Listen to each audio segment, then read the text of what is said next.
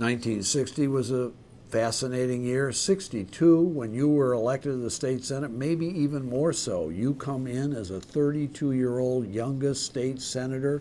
You find all these new people that you're meeting for the first time, Bill Milliken, Stan Thayer, John Fitzgerald, but a lot of old-timers too. What was it like at that time? This must have been eye-opening to you. It was interesting. When Governor Williams was at the end of his term, the slogan was Michigan on the rocks. Maybe you remember that. Michigan was considered kind of bankrupt. Yeah, it was a national story. National Payless paydays. And Swainson, John the Democratic Swainson, governor, he inherited that. And then he also inherited the Bowman bill, which put an end to the city of Detroit's income tax. Right. John Bowman had supported it. Swainson vetoed it. And that hurt Swainson, and that helped George Romney. Yeah. But Romney came in, and he was a progressive governor, and made it known that there were going to be changes in Michigan if he became governor. And that kind of permeated the election to the primary election, because the media would say, you know, well, are you going to be a Romney supporter, or are you part of the old Neanderthals? Right. So that was pretty much of a factor. After I was elected, the day or two after elected, I got a call from Bill Milliken, and I didn't know Bill Milliken very well, but he said, I'm going to be going to Lansing. I'd like to meet you at the Morton House in Grand Rapids and talk politics. So he was an emissary already to pave the way for the moderates to take over the Michigan Senate. Right. But you probably knew him a little bit from maybe state conventions or something. Just from, you probably heard him. Right. You'd see him passingly. Right. Yep. But this is the first time you really had a chance to sit him. down. It sounds like the Morton House luncheon in Grand Rapids with Bill Milliken was pretty important. What did you really discuss there? He was very tactful. He didn't use the words take over or a revolt or a rebellion or something. He just talked about the fact that Michigan had to be a more progressive state, and there were issues that had to be faced and that type of thing, which I agreed with. And then he told me about some of the people that were there that were going to be trying to gain power also. Right. Clyde Geerlings from Holland. Right. Elmer Porter. Yeah. Lloyd Stevens from Scotland. These were all older They were all the old timers. So they were the old guard. Yep. But the new guard was headed more, I guess Stan Thayer became the leader, right? He was. Stan Thayer was elected, well, was really their leader, but the caucus elected Frank Beadle as the chairman, or the caucus majority leader.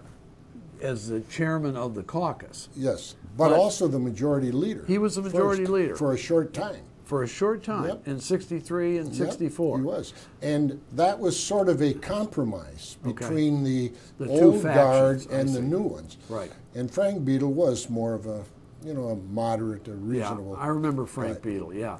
Well, okay, but you say a short time. The funny thing is you guys took office in January of 63, and 3 months later there's a statewide referendum on the Constitution. That's right. And it passes by this razor-thin 7,000 votes. Did that change things from that point on? Well, I think it didn't change much because the apportionment factor favored the Senate Republicans because it was going to be based partially on area. So we didn't worry too much about that. It lengthened the terms, but we had one more election to go with 2-year terms. Right. So that didn't make much difference. Where it really made the big difference was it called for a reorganization of state government and the diminishing of the number of departments. They had to be broken down into fewer departments. And it changed the advise and consent procedure because the Republicans, the old guard, would not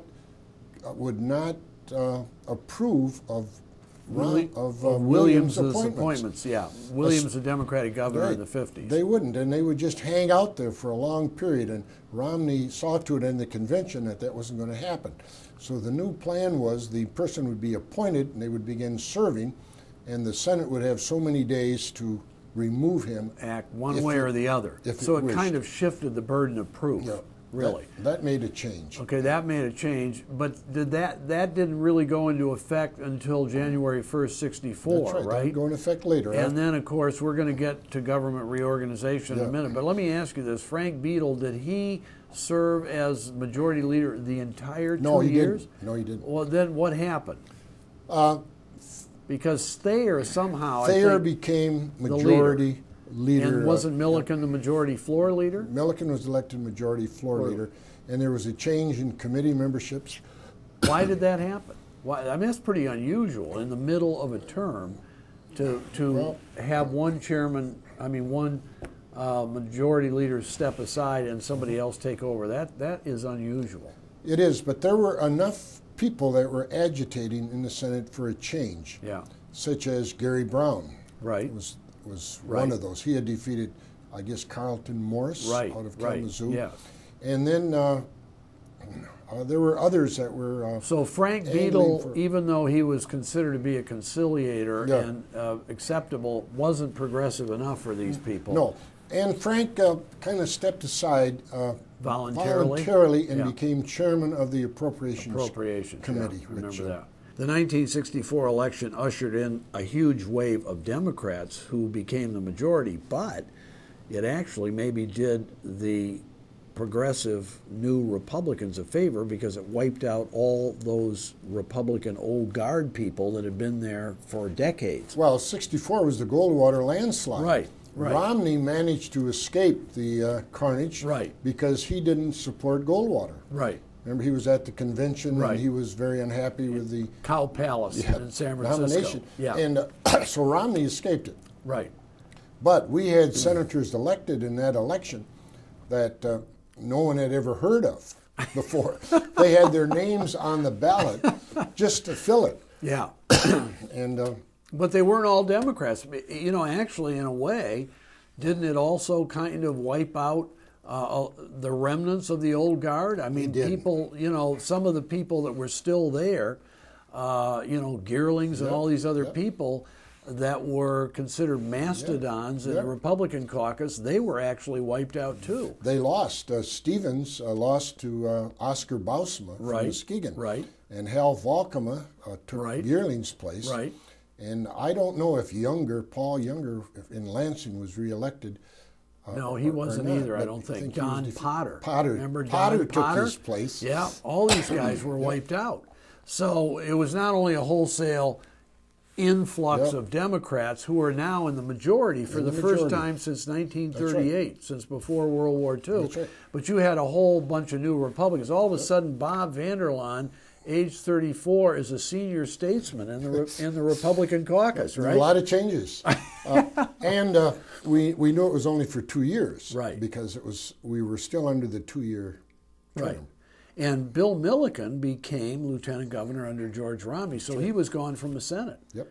So who became the minority leader for the Republicans in 65, 66? I think Emil Lockwood. That was Emil Lockwood. Now, who was the majority floor leader? Weren't you the majority floor leader? I was elected majority floor leader. So you were actually elected to succeed Milliken as majority floor leader. So you were the number 2 Republican. That's right.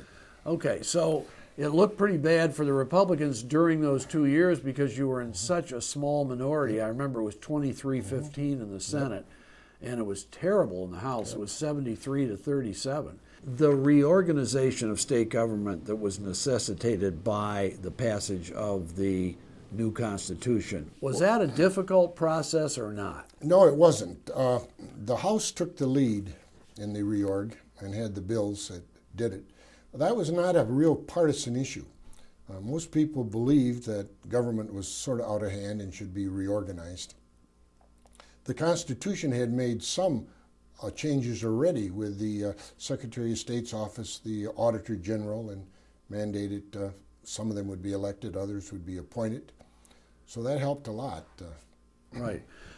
So those bills passed pretty easily without too much controversy. They were nonpartisan bills, and they passed with a vote of both parties. What was Ford-Canton? What was that all about? That was the first labor bill. When I was elected to the Senate, I was appointed to the Labor Committee.